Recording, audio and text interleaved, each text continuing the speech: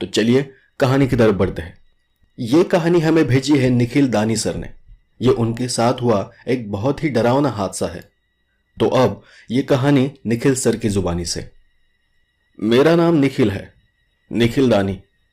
वैसे तो ये कहानी बहुत पुरानी है, बहुत मतलब बहुत पुरानी, कुछ 30 या 40 साल पुरानी। वक्त ठीक से याद नहीं आ रहा क्योंकि अब मेरी उम्र 80 हो चुकी है। पर उन दिनों मैं एक बड़ी फर्म में काम किया करता था। फर्म अच्छा खासा चल रहा था और नया नया फर्म होने की वजह से मुझे बहुत बार मीटिंग अटेंड करने के लिए शहर छोड़कर जाना पड़ता था। तब मेरी खुद की उम्र लगभग 35 या 40 के करीब होगी। तो ऐसे ही एक दिन मुझे दिल्ली से बाहर एक मीटिंग के लिए जाना था। सुबह के 10 बजे की मीटिंग थी और इसीलिए मैं रात में अपने घर से निकल गया। तब मेरे पास गाड़ी नहीं थी, तो हमारी फर्म ने मेरे लिए एक प्राइवेट गाड़ी हायर की थी। कुछ 4 या 5 घंटे का सफर था। मैं गाड़ी में बैठा और ड्राइवर को कहा कि मैं पिछली सीट पर सो रहा हूं, तो गाड़ी बहुत तेज मत चलाना। कुछ 1.5 या 2 घंटे बाद मुझे पसीना आने लगा और मेरी नींद टूट गई। तब मैंने उठकर देखा तो गाड़ी में ड्राइवर नहीं था और गाड़ी धीरे धीरे अपने आप ही आगे बढ़ रही थी। मुझे वो देख झटका सा लगा और मैं उठकर बैठ गया। पर जब मैंने पीछे मुड़कर देखा तो ड्राइवर गाड़ी के पीछे था और गाड़ी को धक्का दिए जा रहा था। तो मैंने खिड़की से बाहर झांकते हुए उससे पूछा कि भाई क्या हुआ? तो ड्राइवर ने कहा, साहब गाड़ी अचानक ही बंद पड़ गई। आप बहुत गहरी नींद में थे तो मैंने आपको जगाना ठीक नहीं समझा, इसीलिए गाड़ी को धक्का देकर आगे किसी इंसानी इलाके के पास लेकर जा रहा हूं। जैसे ही उसने इंसानी इलाके के बारे में कहा, मैंने गाड़ी से बाहर देखा। बाप रे, ये तो बहुत ही सुनसान रास्ता है। न आसपास कोई घर है और न ही कोई इंसान। और ऐसे इलाके में ये अकेला बाहर गाड़ी को धक्का दिए जा रहा है। तभी मैंने उसे गाड़ी रोकने को कहा और मैं भी गाड़ी से बाहर उतर गया। पागल इंसान हो क्या? ऐसे जंगली इलाके में अकेले गाड़ी को धक्का दिए जा रहे हो? तो उसने आसपास देखते हुए कहा, अरे साहब आप डरो नहीं, हमें तो आदत है ऐसे रास्तों की। आप आराम से गाड़ी के अंदर बैठो, आगे जरूर कोई ना कोई मिल जाएगा। अब उस जमाने में आज की तरह कोई मोबाइल वगैरह नहीं होते थे कि कहीं फंस गए तो किसी को फोन कर लिया या फिर गूगल मैप पर ढूंढ लिया या फिर मोबाइल लाइट ऑन करके देख लिया। तो जो था वो भी उस वक्त ठीक था। पर मैं पहली बार ऐसी जगह पर फंसा था जहां आसपास कुछ भी दिखाई नहीं दे रहा था। उस रास्ते के दोनों तरफ कुछ कुछ झाड़ियां नजर आ रही थी। बाकी इतना घना अंधेरा था कि जैसे मुझे लग रहा था कि मैं अंधा हो चुका हूं। कहीं कुछ भी नजर नहीं आ रहा था।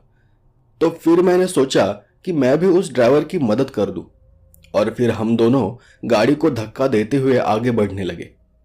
वो असल में इतना डरावना एहसास था कि मैं आपको बता नहीं सकता। सब तरफ बस अंधेरा ही अंधेरा था। बीच बीच में जंगली जानवरों की आवाज सुनाई दे रही थी। मुझे इतना तो पता चल गया था कि हम किसी जंगल इलाके में हैं या फिर उसके आसपास ही कहीं हैं, क्योंकि उस इलाके में ठंड भी बहुत ज्यादा थी। थोड़ा 1 आध किलोमीटर की दूरी तय करने के बाद मुझे कोई गुर्राने जैसी आवाज सुनाई देने लगी।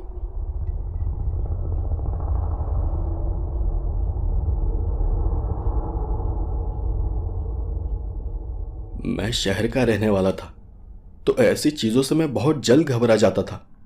तो मैंने ड्राइवर को कहा, तुम्हें तुम्हें कोई आवाज सुनाई दी? ड्राइवर ने कहा, अरे साहब ये जंगल इलाका है, यहां हर सेकंड ऐसी आवाजें आती है। तो मैंने फिर उससे कहा, नहीं नहीं तुम समझ नहीं रहे।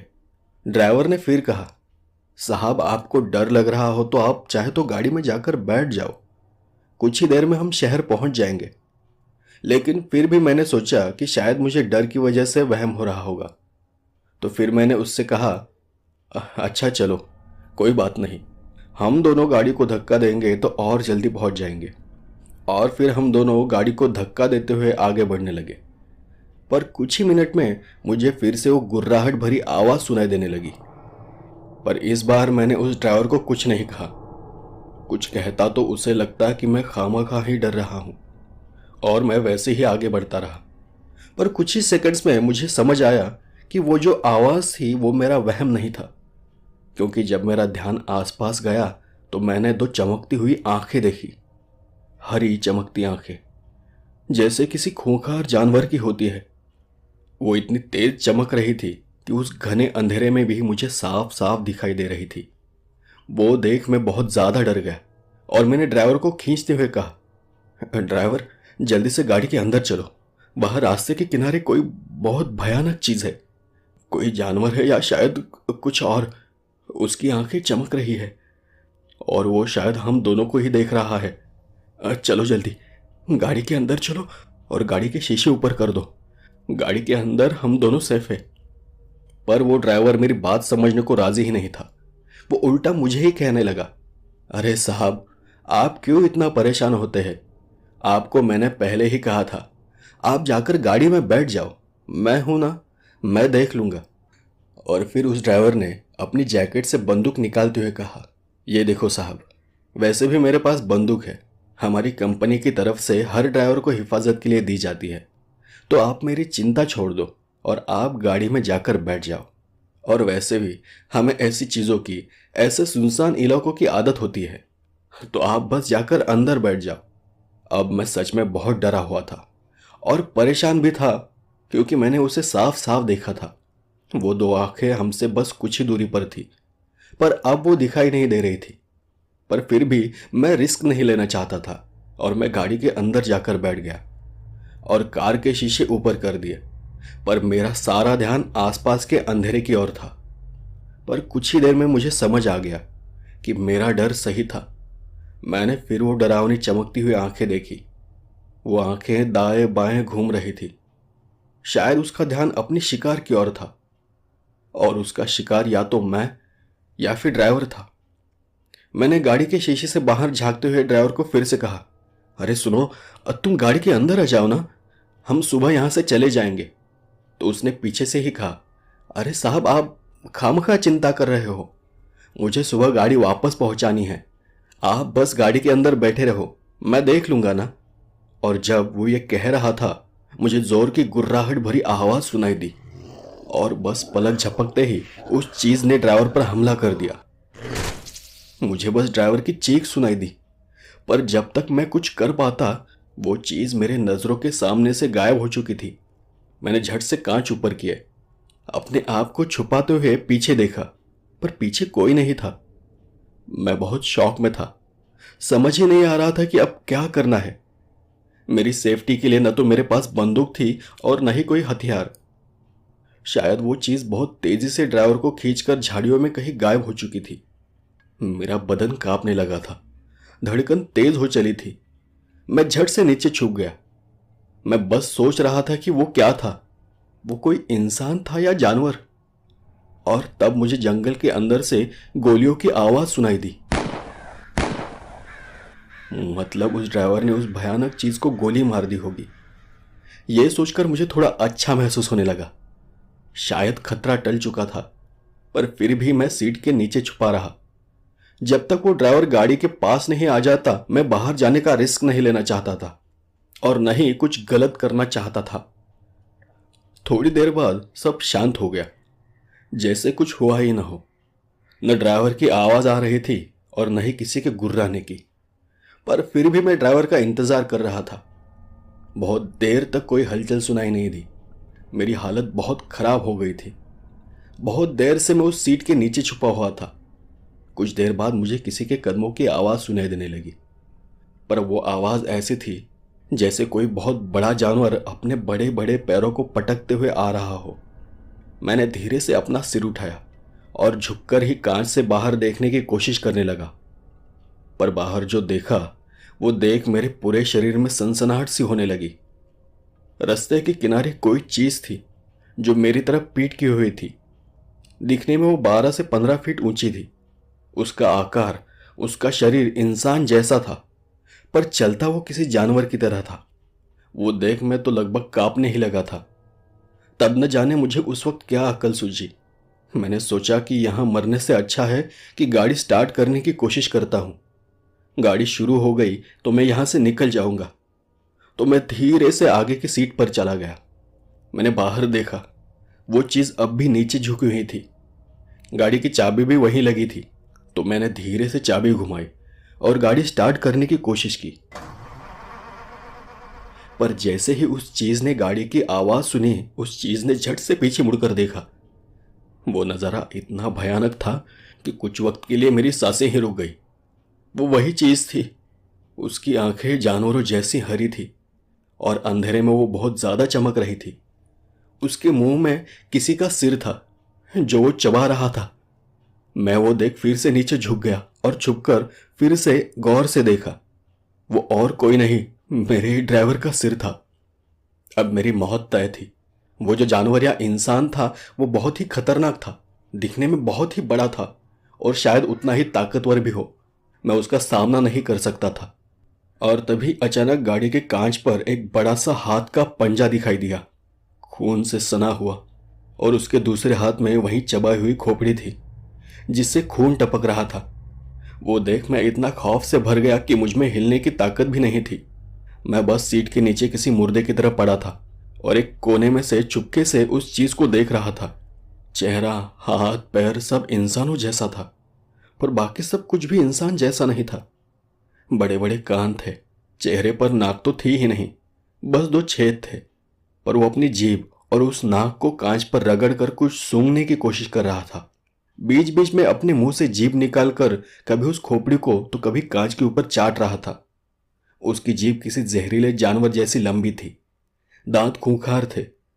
वो जानवर जैसा इंसान गाड़ी के चारों ओर घूमकर अंदर देखने की कोशिश कर रहा था, पर पेट्रोल की गन की वजह से शायद वो मेरी गन को सूंघ नहीं पा रहा था। पर कुछ ही देर में किसी जगह से उसने मुझे देख लिया। मैं वो सब चुपके से देख रहा था। मुझे देखते ही उसने अपने हाथ में जो खोपड़ी थी उसे फेंक दिया और गाड़ी को हिलाने लगा। मेरे अब हाथ पांव कांपने लगे। मुझे आगे बस मौत नजर आ रही थी। मैंने अपनी दोनों आंखें बंद की और भगवान का नाम लेना शुरू किया।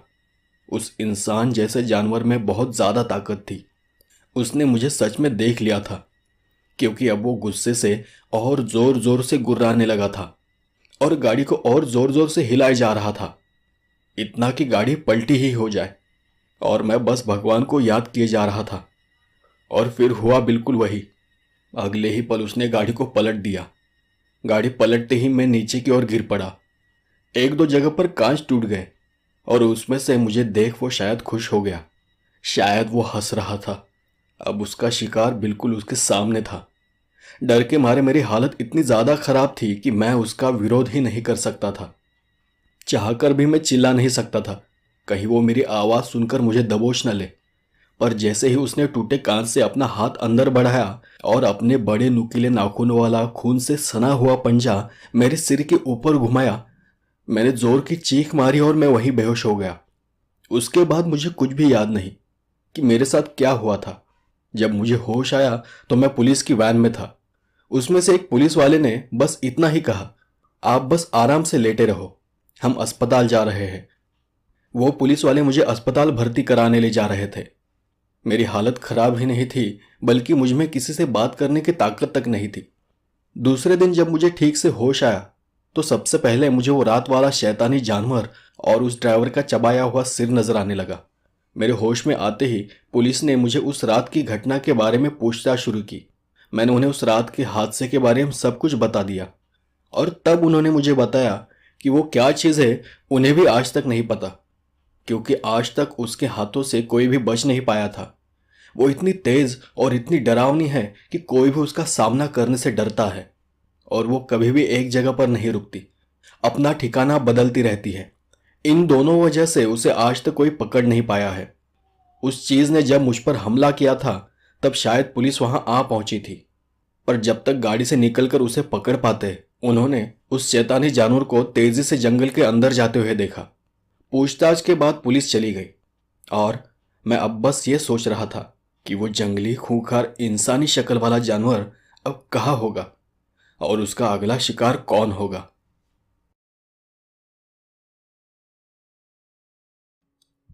नमस्कार दोस्तों, ये कहानी हमें भेजी है उदय ने, जो कि ओडिशा के रहने वाले हैं। तो ये कहानी अब मैं उनकी जुबानी सुनाने जा रहा हूँ। दोस्तों, मेरा नाम उदय है और मैं ओडिशा का रहने वाला हूँ। आज मैं आपको एक ऐसी घटना के बारे में बताना चाहता हूँ जिस घटना ने मुझे पूरी तरह से हिला दिया था। आज भी उस घटना को याद कर मेरी रूह कांप उठती है। ये कहानी मेरी और मेरे एक दोस्त प्रताप की है। बात आज से कुछ लगभग 5 साल पहले की है, जब मैं कॉलेज में पढ़ाई करता था। और उस वक्त मैं पढ़ाई के लिए कॉलेज के हॉस्टल में रहा करता था। तो जब कॉलेज शुरू हुआ तो उस दौरान मेरी मुलाकात एक लड़के से हुई, प्रताप। हमारे ही कॉलेज में पढ़ाई करता था और मेरे ही हॉस्टल में रहता था। उसका कोई दोस्त नहीं था। मैंने हमेशा उसे अकेले ही देखा था। कॉलेज में आता अकेला और जाता अकेला ही था। दिखने में बिल्कुल दुबला पतला, पर वो भले ही दिखने में साधारण सा था, पर पढ़ाई में बहुत तेज था। जहां तक मुझे पता है उसका कोई भी रूम पार्टनर नहीं था, और पता नहीं क्यों वो अकेले ही रहना पसंद करता था। शायद उसे अकेले पढ़ाई करना पसंद था, या फिर मुझे लगा शायद वो थोड़ा रिजर्व सा है। पर मेरा नेचर उसके बिल्कुल उल्टा था। मैं भी पढ़ाई में अच्छा था, पर मुझे दोस्तों से बातें करना, उनके साथ मिलजुल कर रहना और दोस्तों के साथ घूमना फिरना पसंद था। पर फिर भी एक ही हॉस्टल में होने की वजह से कुछ ही दिनों में हमारी अच्छी दोस्ती हो गई। वो मेरे सिवाय ज्यादा किसी से बात नहीं करता था। कभी कभी मेरे साथ खाना खाता, मेरे साथ कॉलेज भी जाता, पर अगर कोई दूसरा दोस्त मेरे साथ हो तो वो मुझसे दूर ही रहता। ऐसे ही 1-2 महीने बीत गए। किसी त्योहार की वजह से हमारे कॉलेज को छुट्टी थी, तो मैं अपने घर चला गया। जाते जाते प्रताप ने मेरा नंबर ले लिया। कॉलेज खुलने से कुछ दिन पहले ही प्रताप ने मुझे कॉल किया। हाय उदय, यार कल हम कॉलेज साथ चलते हैं, क्या तुम मुझे कल स्टेशन से पिक कर लोगे? तो मैंने कहा, पर कॉलेज खुलने में अभी 2 दिन बाकी है। अरे यार, कॉलेज शुरू होते ही हमारे एग्जाम्स है, तो थोड़ा जल्दी जाकर कुछ नोट्स और असाइनमेंट्स पर काम करना है। तो मैंने भी सोचा कि वैसे भी घर पर पढ़ाई नहीं हो रही, तो ये भी ठीक है, जल्दी जाएंगे तो पढ़ाई का स्ट्रेस भी थोड़ा कम हो जाएगा। तो मैंने उसे कहा, ठीक है, कोई प्रॉब्लम नहीं। तो मेरे पापा ने हमारे लिए एक टैक्सी बुक की और मैं निकल पड़ा प्रताप को पिक करने। स्टेशन पर मिलते ही हाय वगैरह हुआ, छुट्टियों के बारे में बातें हुई। उसने कहा कि उसका हॉलीडे ठीक था, पर कुछ खास नहीं था। वैसे भी वो बहुत अकेला अकेला रहता था। और ऐसे ही बातें करते करते हम टैक्सी में बैठ गए। मैंने टैक्सी वाले को टैक्सी थोड़ी तेज चलाने को कहा, क्योंकि पहले ही बहुत देर हो चुकी थी और हमें शाम होने से पहले हॉस्टल पहुंचना था। लगभग 2 घंटे के बाद हम हॉस्टल पहुंच गए। जैसे ही हम दोनों हॉस्टल पहुंचे, हॉस्टल का वार्डन गेट के पास आया और वार्डन ने हमसे कहा, अरे उदय, प्रताप, तुम दोनों इतनी जल्दी आ गए? बाकी स्टूडेंट्स तो 2 दिन बाद आने वाले हैं। कोई बात नहीं सर, वैसे भी हम घर पर बोर हो गए थे और हमें एग्जाम्स की तैयारी भी करनी है, तो हम जल्दी आ गए। तो हम जब हॉस्टल के अंदर चले गए तो प्रताप ने मुझसे कहा, यार उदय, मुझे अकेले बहुत डर लगता है, क्या तुम कुछ दिनों के लिए मेरे कमरे में मेरे साथ रह सकते हो? तो मैंने उसे कहा, अरे मैं भी तुमसे यही कहने वाला था, मेरे रूममेट्स आने तक मैं तुम्हारे साथ ही तुम्हारे कमरे में रहूंगा। रिवीजन भी हो जाएगी और मैं बोर भी नहीं होऊंगा। फिर हम दोनों सीधे प्रताप के कमरे में चले गए। पर जैसे ही मैं प्रताप के कमरे के अंदर गया, मैंने देखा कि उसका कमरा अंदर से बहुत अजीब था। दीवारों पर अजीब अजीब निशान बने हुए थे, अजीब पेंटिंग लगी हुई थी। मुझे वो सब देखकर बड़ा अजीब लगा और मैंने मजाक मजाक में प्रताप से कहा, शायद तुम्हारे इस कमरे की वजह से तुमसे कोई दोस्ती नहीं करता होगा, कितना डरावना है तुम्हारा कमरा। पर प्रताप ने मेरी उस बात का कोई जवाब नहीं दिया। वो भी बस उस कमरे में इधर उधर देख रहा था। फिर रात हम दोनों ने मिलकर डिनर किया और कमरे में वापस आकर अपनी किताबें लेकर बैठ गए। पढ़ाई के बारे में डिस्कस करते करते इधर उधर की बातें भी करने लगे। पढ़ाई और बातें करते करते मेरी कब आंख लग गई मुझे भी पता नहीं चला। जब मेरी आंख खुली तो मैंने देखा कि रात के तकरीबन 2 बज रहे थे। पर जैसे ही मेरा ध्यान सामने गया, मुझे जैसे बिजली का झटका सा लगा। प्रताप मेरे बिस्तर के पास खड़ा था। उसकी आंखें सफेद थी और वो मुझे अजीब तरह से घूर रहा था। उसको देख मैं बहुत डर गया, पर इससे पहले कि मैं कुछ बोलता या फिर कुछ कर पाता, वो मेरा गला दबाने लगा। प्रताप,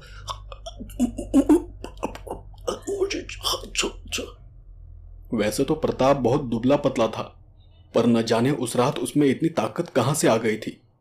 उसकी सफेद आंखें मुझे साफ साफ दिखाई दे रही थी। पता नहीं कि वो प्रताप था या फिर कोई और।